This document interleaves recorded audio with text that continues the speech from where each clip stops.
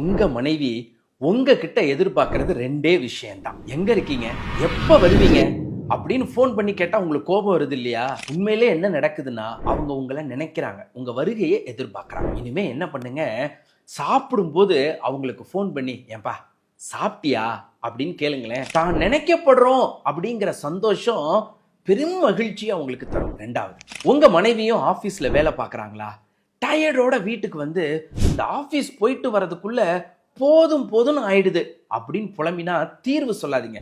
உன்னை வேலையை விட்டு தொலைன்னு எவ்வளவு நல்லா சொல்றேன் அப்படின்னு பேசாதீங்க. அதுக்கு பதிலா ஆபீஸ்லயும் வேலை பார்த்துட்டு வீட்லயும் வேலை பார்த்துட்டு நீ எவ்வளவு கஷ்டப்படுற, ஒரு காஃபி போட்டு தரட்டுமா அப்படின்னு நீங்க கேட்டா உன்னை புரிஞ்சுக்கிட்டேன் அப்படின்னு உணர்த்துறீங்க.